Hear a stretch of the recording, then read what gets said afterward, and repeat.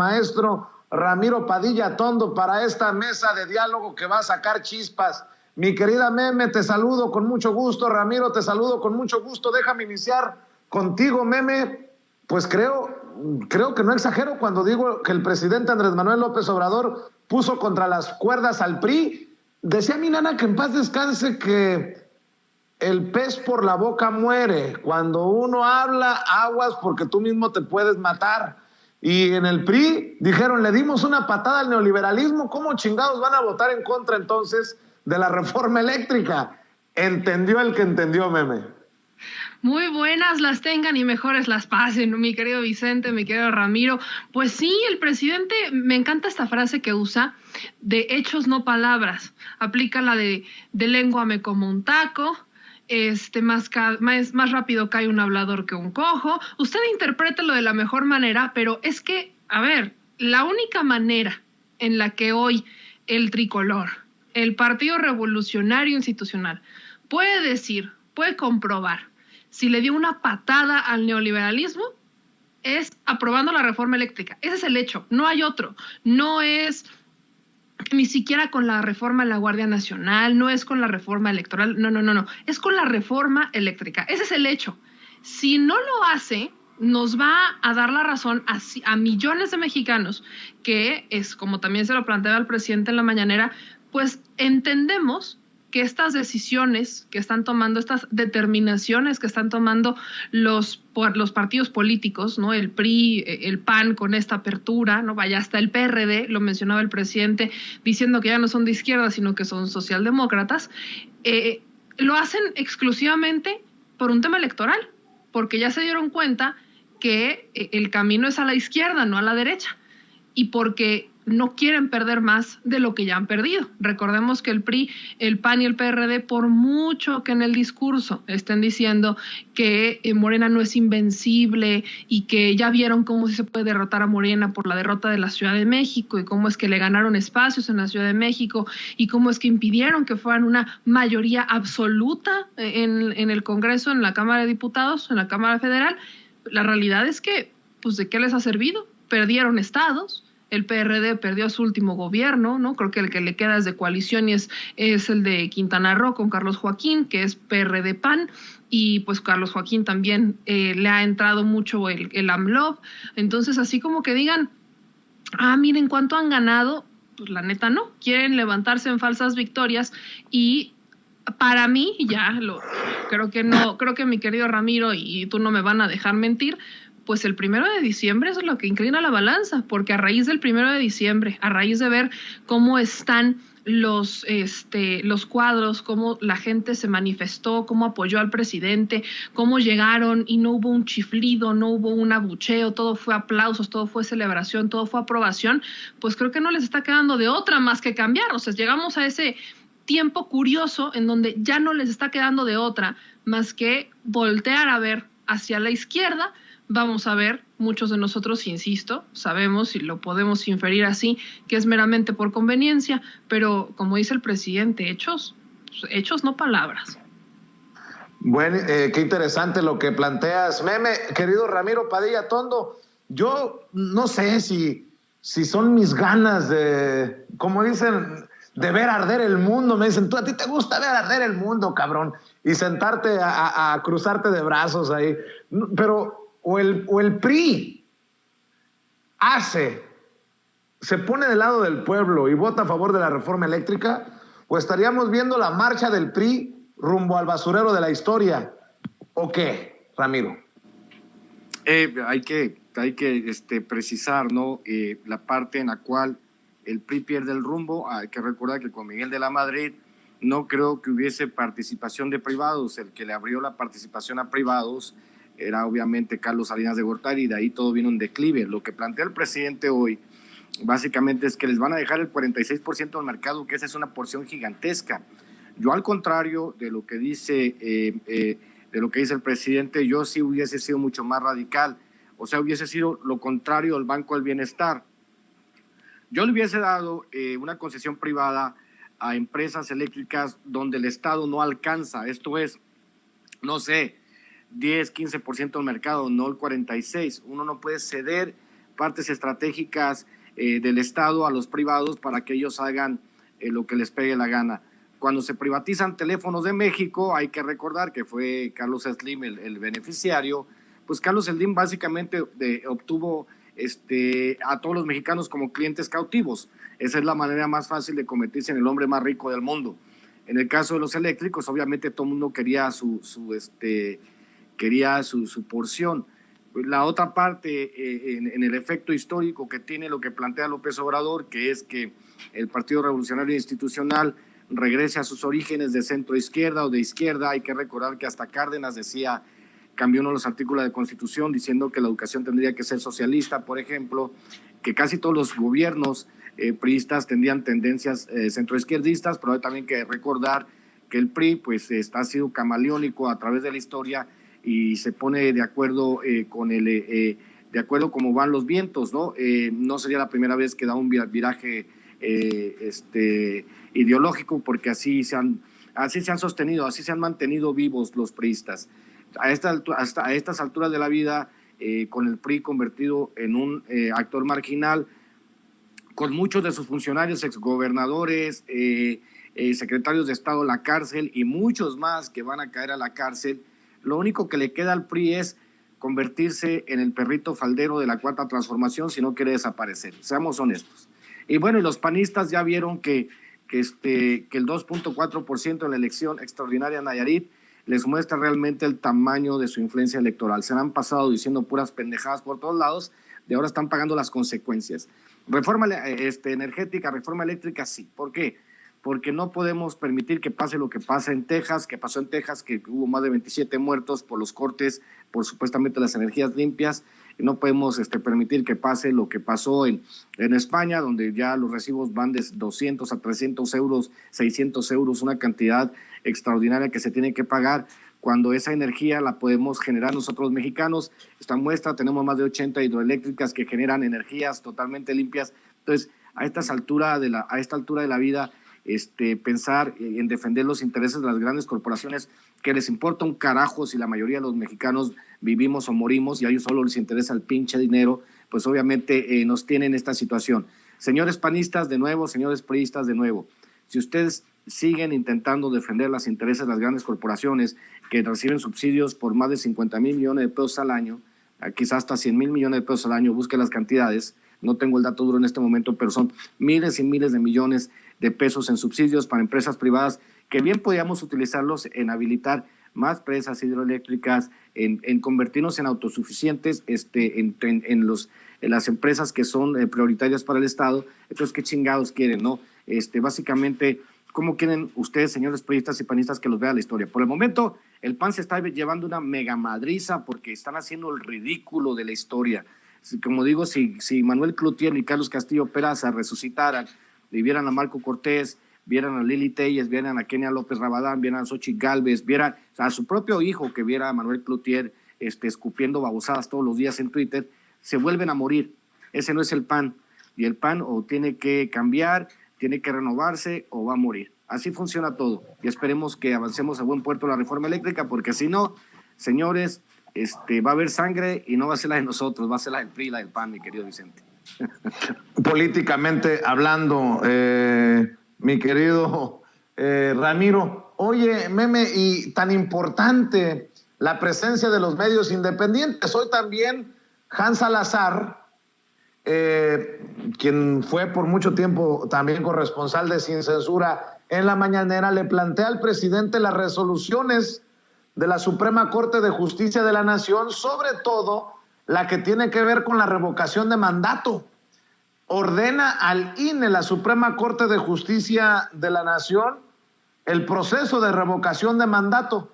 Así se lo expuso Hans Salazar y así responde el presidente Andrés Manuel López Obrador. Vamos a ver y escuchar y lo conversamos aquí, Meme, Ramiro. Adelante, compañeros. El día de ayer la Suprema Corte ha resuelto, acordado dos puntos muy concretos. Uno, el INE acudió a la Suprema Corte por el tema del recorte presupuestal, porque no han estado conformes, tampoco ha habido pues una situación de otra alternativa que ellos pongan, pero la Suprema Corte ya señala el acuerdo del ministro Franco que es improcedente la suspensión respecto a que el INE no tenga que hacer ajustes a su presupuesto, como se prevé en el artículo 4º transitorio del decreto por el cual se expidió la Ley Federal de Revocación de Mandato, así como que se exima al instituto y a su personal de las sanciones administrativas, penales o de diversa índole a que hubiera lugar. Esto quiere decir que tienen por forzosa obligación realizar esto, independientemente de que ellos digan que no tienen dinero. Aquí, ¿usted cómo lee esto? Es decir, se promueve esta austeridad que desde un principio usted ha impulsado desde el propio gobierno federal.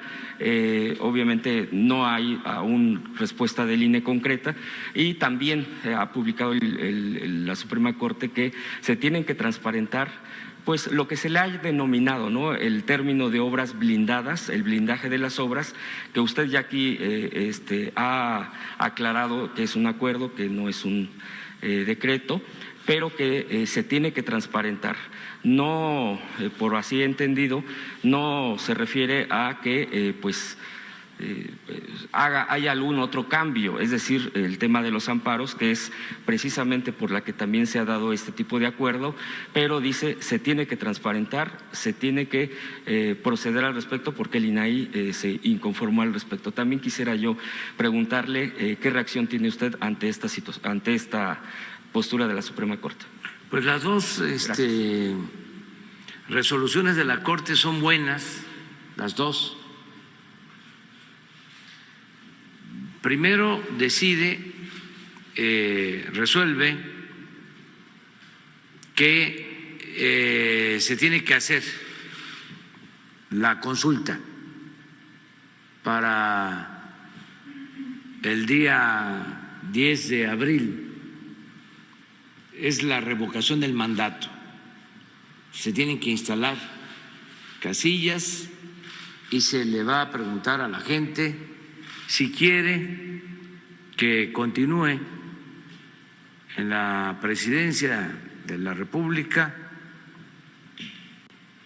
quien ya saben ustedes, o que renuncie. Si quieren que yo continúe en la presidencia o que renuncie. Eso es lo que se va a decidir. Y es un precedente histórico. Independientemente del resultado, es dejar sentadas las bases para que sea una realidad la democracia participativa.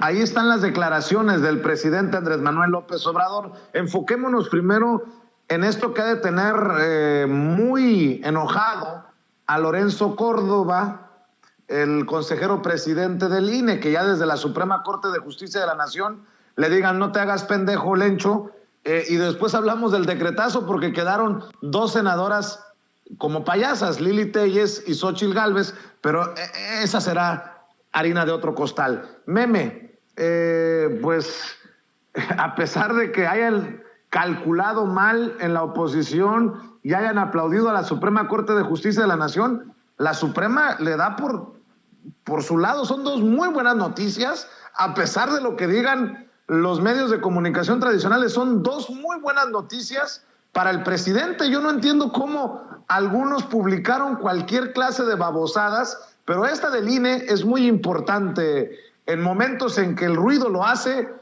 el propio INE con Lorenzo Córdoba al frente por el tema de la revocación de mandato. Bueno, es que el INE ya comprobó que sí puede hacer recortes presupuestales, ¿no? Recordemos que fue el fin de semana, si no estoy mal, que Lorenzo Córdoba sube un video diciendo que lograron hacer unos reajustes y que se requieren más de 3,000 millones para la consulta popular, etcétera. Las cuentas, si somos honestos, no nos salen ni siquiera.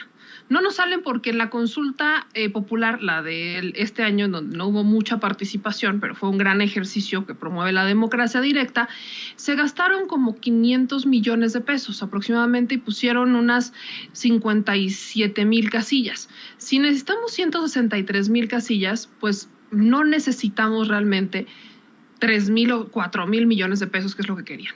Pero el INE dice, estamos haciendo los reajustes. La Suprema Corte está decidiendo conforme a lo que está en la ley, y la ley dice que se tiene que hacer. La ley no dice que para que se realice la consulta por revocación de mandato o cualquier consulta se requieren 4,000 millones o 5,000 millones de pesos. Eso no lo dice. El INE tiene recursos de dónde recortar. Quitando el tema de los sueldos, que es quizás el principal lugar donde pueden hacer un recorte presupuestal, tienen N cantidad de asesores que están duplicando funciones. Además, contratan personal que duplica funciones de los ya 90,000 personas que están trabajando dentro del Instituto Nacional Electoral. No hablamos de 2 personas, no hablamos de 3 personas, hablamos del órgano electoral más grande, diría yo, del mundo. Que claro es necesario el INE, pero no es necesario el abuso, no es necesario el que se agarren de esa manera del recurso.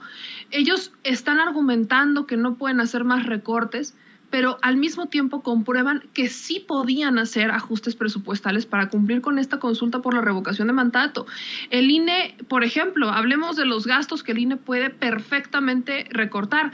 Alguien aquí avíseme, o sea, a ver, mi querido Vicente, mi querido Ramiro, a mí alguien dígame si les llegó algún tipo de documental o de algún tipo de libro sobre la democracia, porque el INE le paga a escritores para que hagan libros sobre la democracia, porque el INE le paga al grupito de los Krause para que haga documentales sobre la democracia, documentales que lejos de hablar sobre la democracia, hablan de un tinte político, hablan de una corriente política que buscan adoctrinar. Pero ¿a quién le llega eso? ¿Eso le llega a la población? ¿A la gente le llega? El dinero que se gastan en publicidad, ¿para qué sirve si no están comunicando de forma efectiva? Hoy tenemos las benditas y maravillosas redes sociales que nos permiten ahorrar gastos de publicidad. Lo único que necesitas pues es saber a quién y qué vas a comunicar.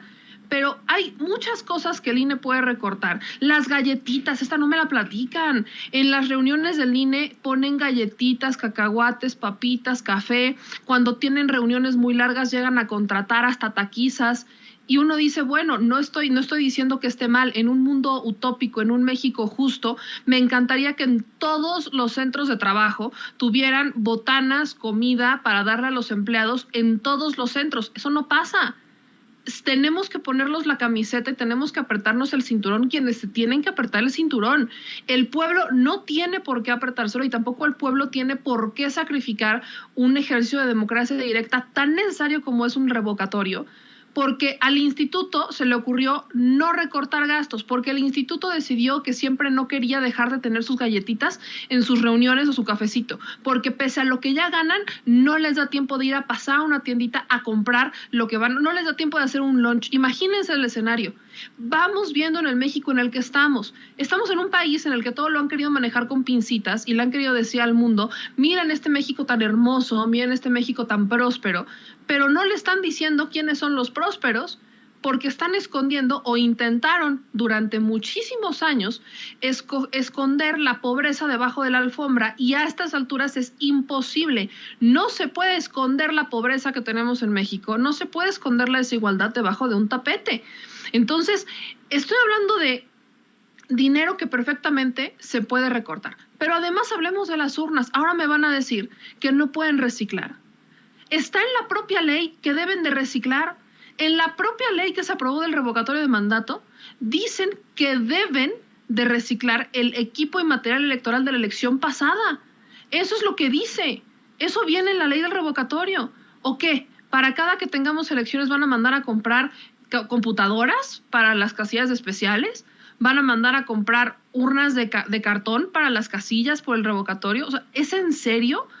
Creo que, por supuesto, nos podemos poner a pensar todos estos gastos hormiga que parecían menores, que podría recortar el Instituto Nacional Electoral, sin contar los grandes gastos y abusos como son sus sueldazos. Claro que hay de dónde, pero no quieren porque falta voluntad y porque, como todo político, porque ellos son el Partido Nacional Electoral, así tenemos ya que dirigirnos a ellos prácticamente, son los que están pues poniendo pretextos diciendo, pues es que viene la ley, pues es que no puedo, pues es que necesito más dinero, pues es que lo otro, pues ¿pueden o no pueden? A mí me queda claro que ellos se han colgado medallas diciendo, con todas las adversidades, el INE ha sacado adelante las elecciones. No es con todo y las adversidades, es pese a las adversidades, los ciudadanos han participado. El día que el INE empieza a reconocer sus errores, el día que el INE empieza a reconocer que no goza de una aprobación por parte del pueblo, el día que el INE empieza a reconocer, empieza a toparse con el pueblo, ese día el INE va a reaccionar. Lamentablemente no sé si le tocará a Lorenzo verlo, no sé si le tocará a Ciro verlo, porque viven en un México tan utópico que a veces pregunto, pues, ¿dónde me dejaron ese México? Porque, vaya, el 50 mínimo, el 80% de los mexicanos no conoce ese México. Entonces, no quieren un revocatorio porque entre más poder le des al pueblo, entre más herramientas le des al pueblo para que haga efectiva la democracia, para que haga efectivo esto del poder del pueblo, pues más herramientas le estás dando para que saquen a personajes como un Lorenzo Córdoba, más poder le estás dando al pueblo para que se informe, para que te cuestione. Y si algo me queda muy claro es que a ninguno de los consejeros, sobre todo a Lorenzo Córdoba o a Ciro Murayama, tienen esta simpatía o les hace mucha gracia el que el pueblo los cuestione. Meme, precisamente me está recordando la querida Ceci Vega, de las declaraciones ayer en el Senado de César Cravioto, el senador de Morena por la Ciudad de México. Las escuchamos y las comentamos contigo, querido Ramiro.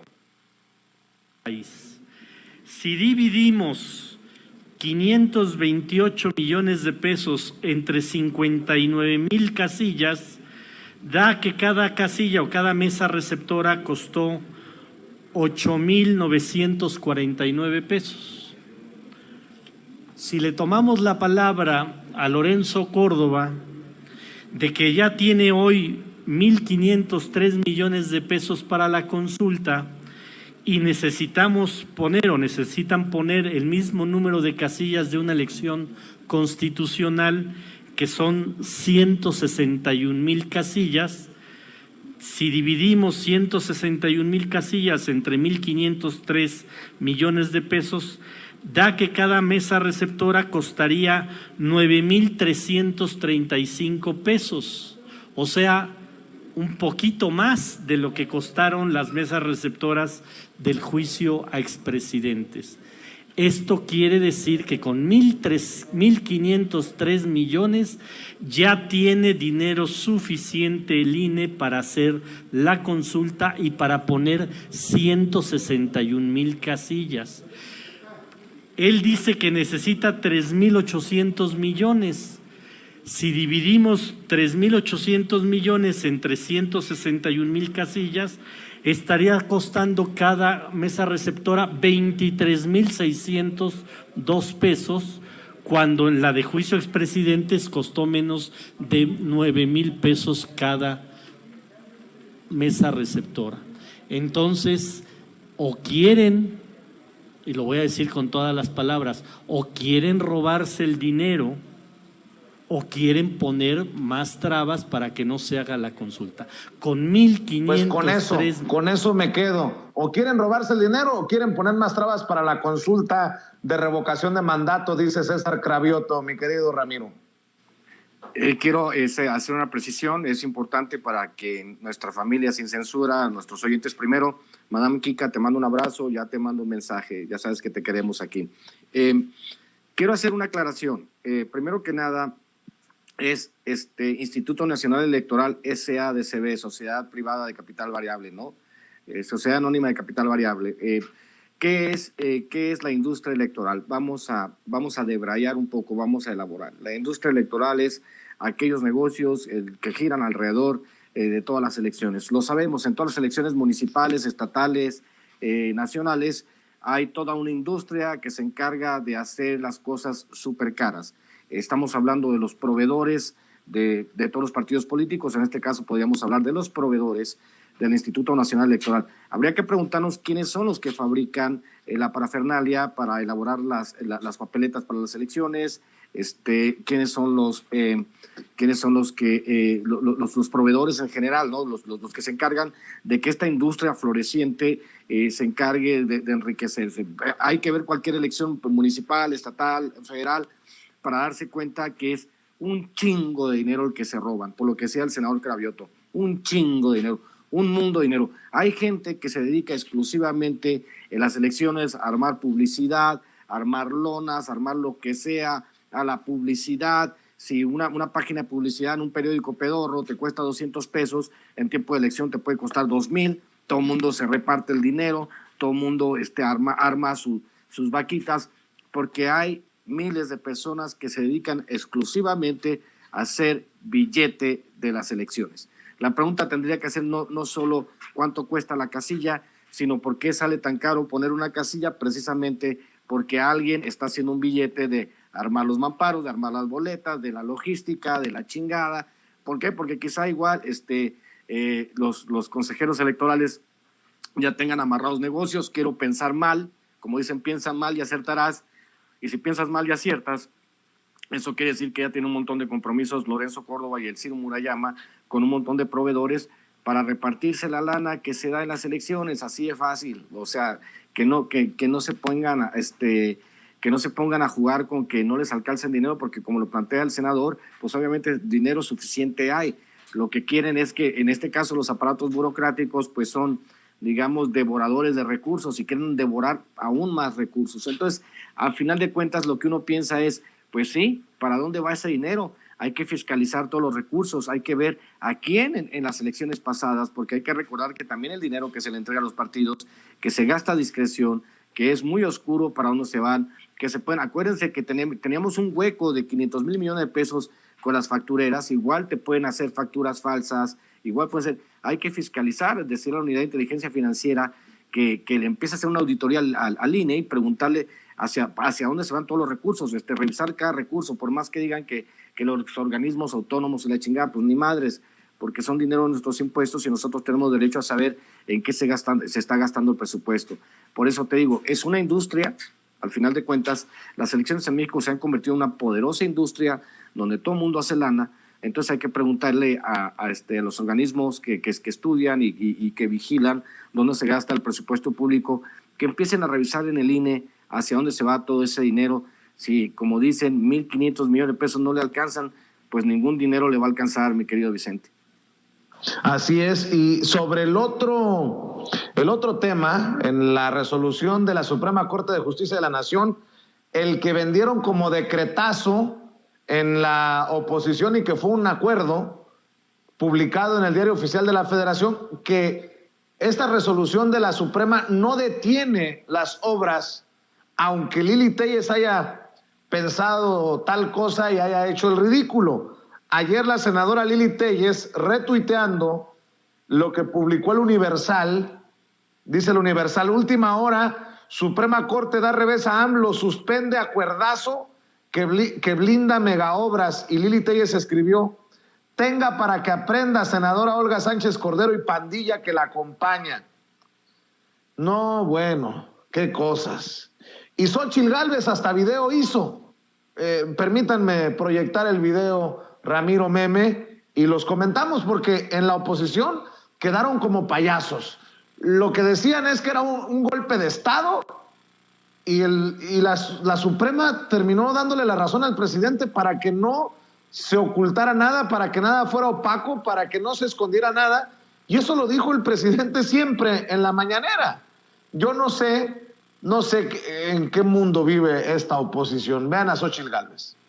Muy bien por la Corte. El día de hoy suspendió el acuerdo del presidente de la República que pretendía blindar como seguridad nacional diferentes obras de su gobierno.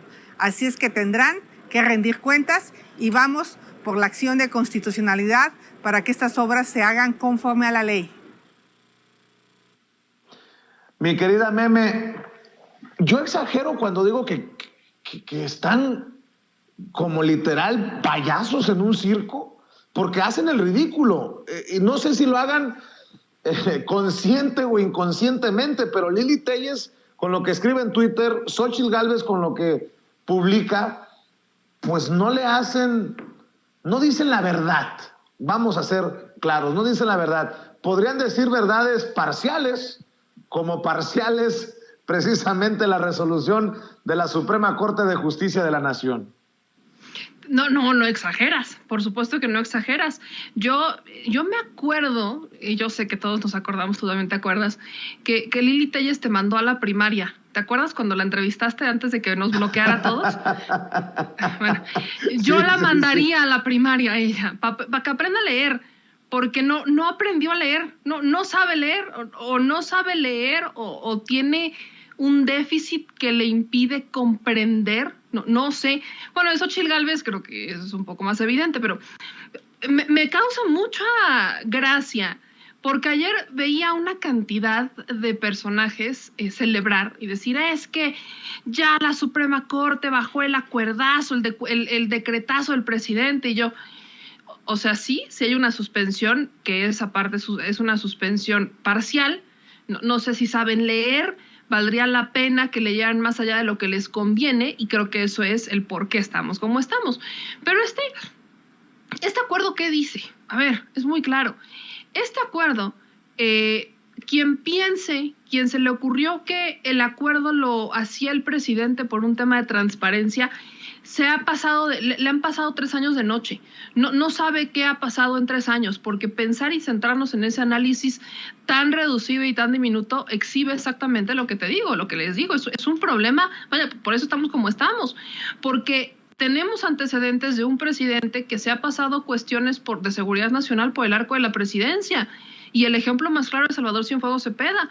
¿Qué otro presidente en su sano juicio se hubiera atrevido a publicar un expediente de la DEA y decir, miren, por esto lo estaban acusando, cuando ese sí es un asunto de seguridad nacional?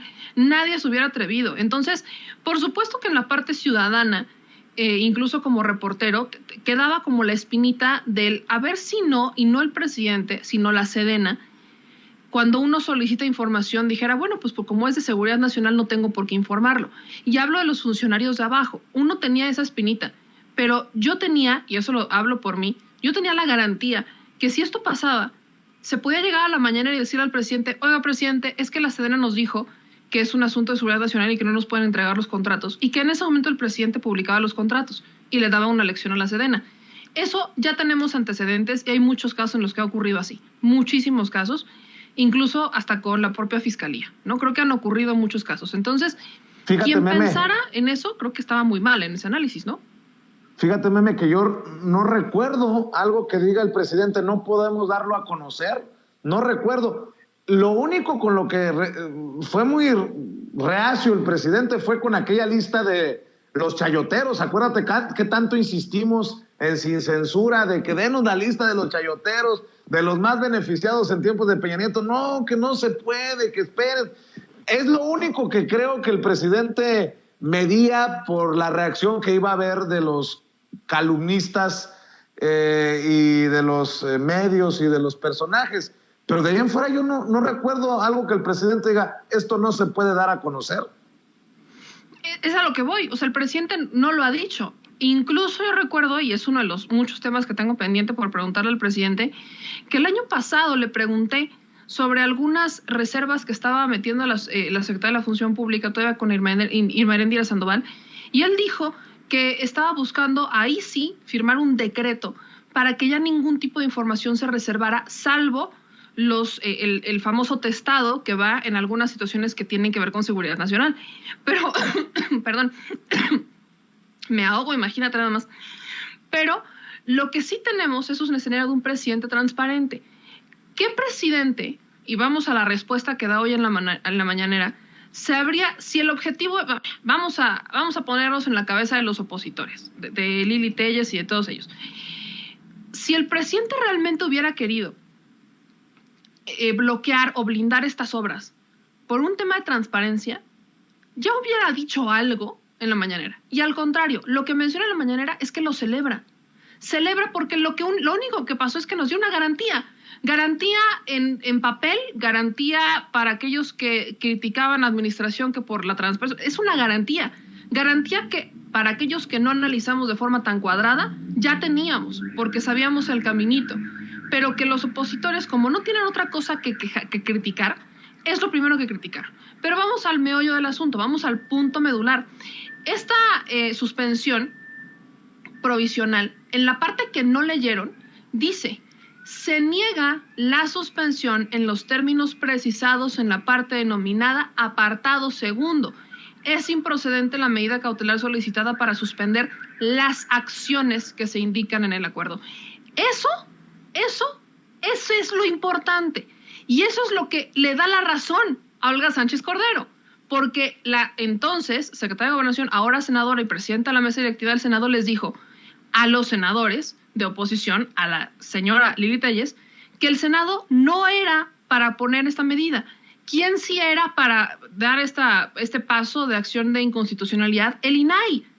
Y eso lo dijo Olga Sánchez Cordero, que el Senado no podía, no era quien, no había atribuciones en el Senado para presentar la acción de inconstitucionalidad, pero que eso no eximía de que los que sí fueran agraviados lo pudieran hacer. Esto comprueba exactamente lo que se les dijo. La razón por la que Olga Sánchez Cordero no cede a las presiones de los panistas, no les sigue el juego porque la querían utilizar para ponerla en contra del presidente, y les comprueba que efectivamente el Senado no tenía el interés legítimo.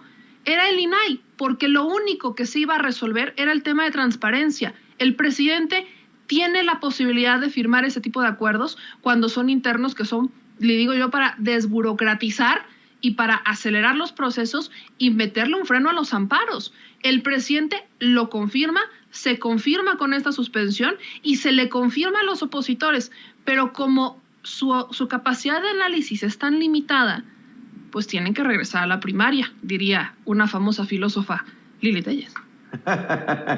Querido Ramiro Padilla Tondo, ¿tú cómo ves? Yo diría que a Lili Telles, antes de criticarla, hoy la voy a defender. Deben de ponerse en sus zapatos. Igual deben de ponerse en los zapatos de Kenia López Rabadán. Creo que producción ya tiene la foto. Ahí está. Pónganse en sus zapatos, señores, entiendan.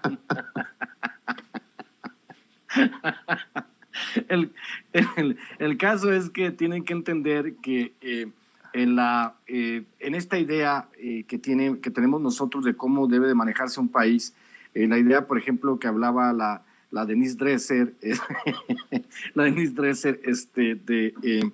de que había golpe de Estado y todo eso, se está viendo claramente la división de poderes.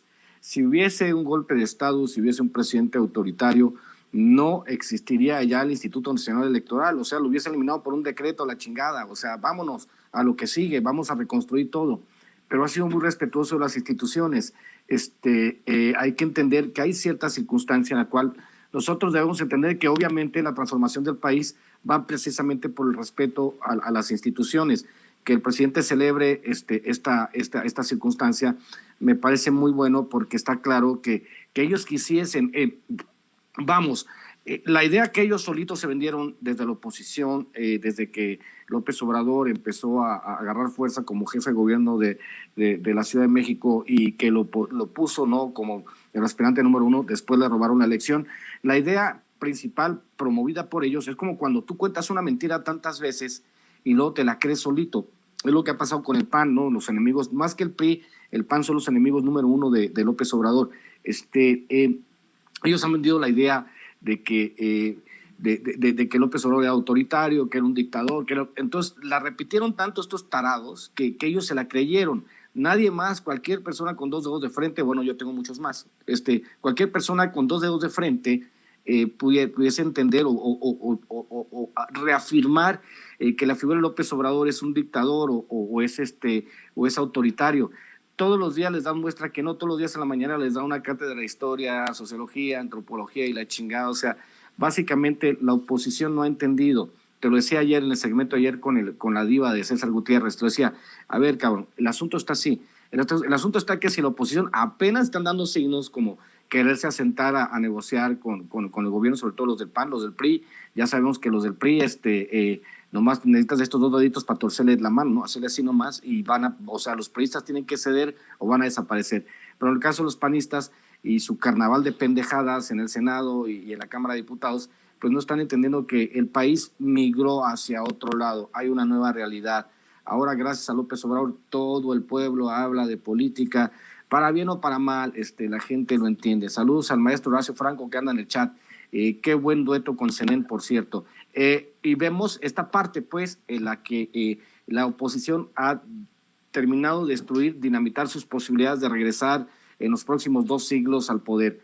Y si ellos siguen por ese camino, pues obviamente, si ya el PRD, como dije yo en alguna ocasión, junto más yo piojos en la pelona que PRD militantes, ahora imagínate lo que va a pasar con el PRI, con el PAN. El PAN está a punto de perder el registro. El PRI debería de haber perdido el registro con lo que está declarando Cebadúa. Viene la próxima parte. El PAN puede perder el registro por falta de militantes también. O sea, señores, pónganse a trabajar en buena onda, en buena lid, pónganse a trabajar. Necesitamos una oposición que sirva para algo, no esta caricatura de la cual ya le enseñamos los zapatos que usan para trabajar, mi querido Vicente. Para cerrar, Ramiro, mientras Ramiro Padilla Tondo nos pide ponernos en los zapatos de Lili Téllez, por cierto, qué bonitos zapatos, hay que pedirle a Lili Téllez que se los preste a Gabriel Cuadri, al diputado del PAN, Gabriel Cuadri. Vean nada más el nivel de tweet que se avienta Gabriel Cuadri hace 20 minutos, me lo pasó Toño. Meme, Ramiro, con esto vamos a cerrar. Escuchen bien. Sigue Calígula destruyendo nuestras instituciones de manera criminal y compulsiva. Ahora desaparece el Instituto Nacional de Ecología y Cambio Climático y al Instituto Mexicano de Tecnología del Agua. Silencio cómplice o abyecto de ambientalistas y académicos. Gabriel Cuadri, yo pensé que el cuasi llamar Andrés Manuel Díaz Ordaz de Sergio Aguayo estaba cabrón. Después llegó Javier Sicilia a compararlo con Hitler. Pero ya, Gabriel Cuadri llamarle Calígula, no mames. No. Pobre gente esta necesita ir urgentemente a terapia, Meme Yamel.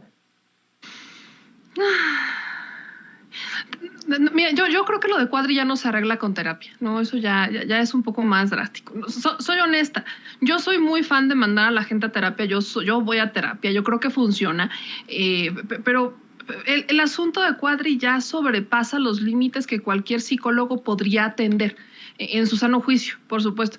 Entonces, Gabriel Cuadri, me encantó, por cierto, la entrevista cuando aquí le entra muy al quite y después, 3 doritos después te bloquea.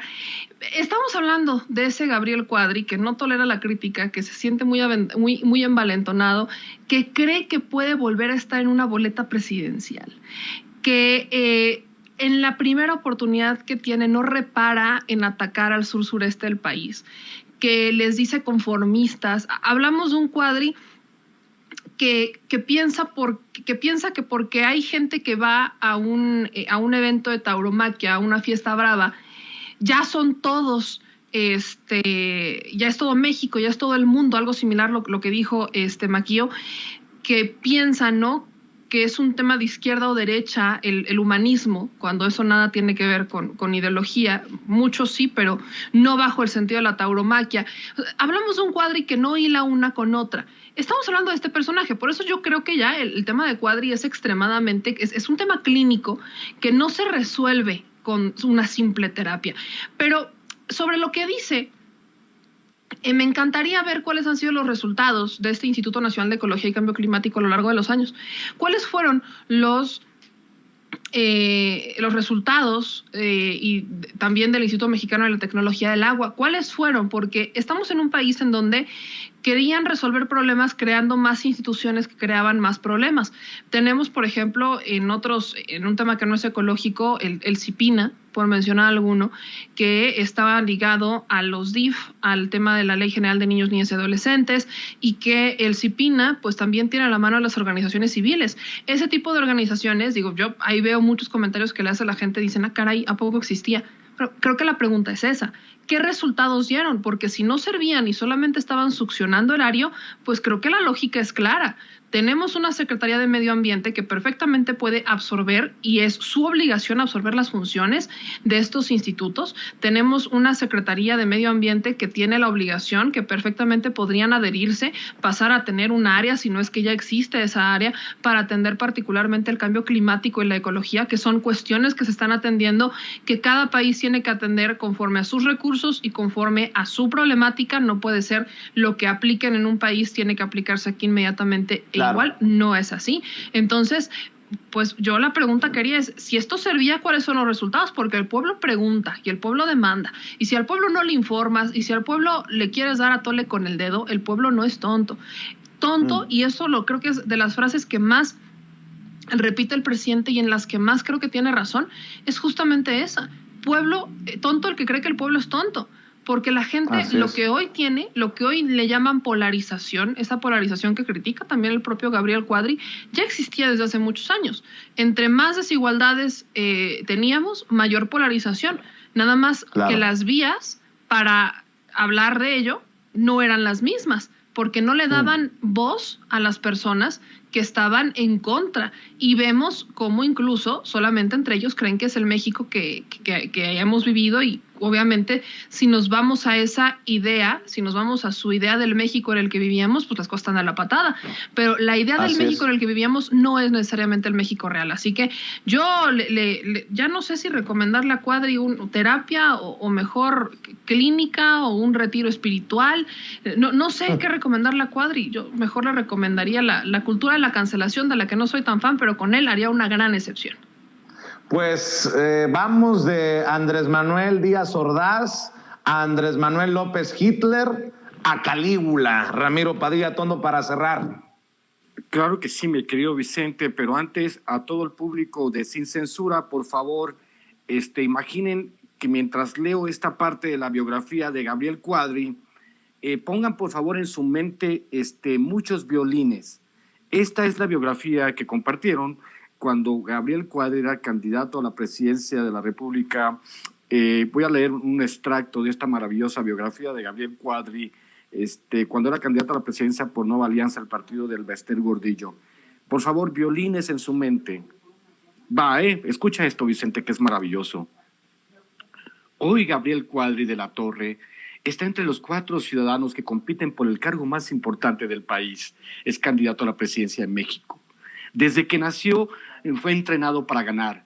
Apenas comenzaba a gatear y su abuelo materno ya lo había inscrito en un concurso de belleza infantil, estilo bebé Gerber, porque los vecinos decían que era el niño más bonito de la colonia Santa María de la Ribera, en el norte del Distrito Federal. Al final de las elecciones... Perdón por interrumpirte. Perdón por interrumpirte. ¿Es pitorreo? No, es parte de la biografía. Ahorita les paso el link. Al final de la selección de los bebés quedó en segundo lugar del concurso de belleza infantil. Ahí iniciaba lo que a lo largo de la vida sería de este candidato, se convertiría en una adicción. Competir es su deseo de ganar. No, es parte, Vicente, de 4 biografías que hicieron, de 4 pequeñas monografías, digamos, que hicieron de los candidatos a la presidencia, cuando concursó Cuadri, Josefina Vázquez Mota, el baboso de Peña Nieto y nuestro gran presidente, ¿no?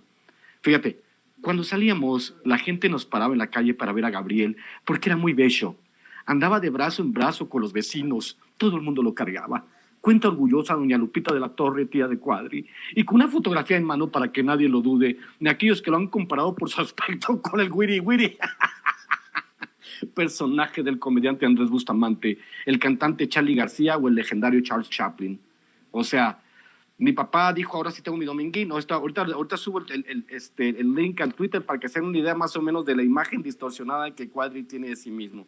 Ya para cerrar, yo no No, puedo seguir leyendo. no. Mi querido Ramiro, mejor cerremos invitando a la gente a tus trincheras, a tus espacios, con los que también estamos comprometidos por la independencia.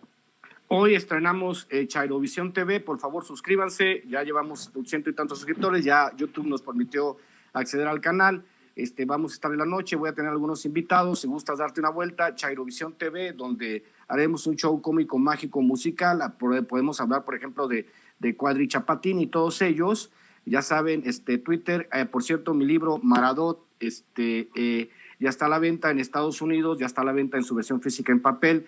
Creo que Maradot es uno de mis mejores libros, recopilé todas estas minificciones a través de muchos años. De hecho, pensaba yo sacar el libro el año pasado por circunstancias del destino. Obviamente, pues tuve que sacar primero Pequeño Chairo, pero ya tenemos Hojas sin Ruta, Maradot, tenemos el Pequeño Chairo a la venta. Y pues nos vemos, @Chairo Ilustrado, @Ramiro Atondo. Y por favor, si usted es el primero que lee Maradot, para que le vaya contando a la gente qué clase de librazo me aventé. Me amo a mí mismo por haber escrito esta clase de libro, mi querido Vicente. Meme, te mando unos besotes. A ver si nos vemos mañana o pasado mañana. Corazón peñanetista a todo el auditorio sin censura. Y recuerden, subiré la biografía de Gabriel Cuadri en un momento en Twitter. Muy bien, mi querida Meme Yamel, a ti te apoyan en las noticias al Chile y en muchos espacios que también estás abriendo, por los que estás abriendo brecha, mi querida Meme. Muchas gracias a mi querido Chairovisión, a mi peloncito, que tenemos ahí un café pendiente, oye. Pero muchísimas gracias, mi querido Vicente, porque esta siempre será nuestra familia sin censura.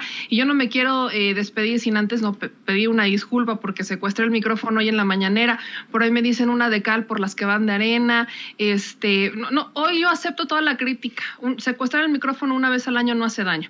Entonces, muchas gracias a todos los que nos apoyan. Nos encuentran en todas las redes sociales como @meyamelca, y pues aquí andamos todos los miércoles en Sin Censura con mi querido Vicente y con mi querido Ramiro. Muy bien, pues a dejar la víbora chillando nuevamente en Palacio Nacional. Te mando un abrazo, Meme, te mando un abrazo, Ramiro. Muchas gracias por estar aquí en esta mesa de diálogo, una de las favoritas de la audiencia de Sin Censura. Y ya va llegando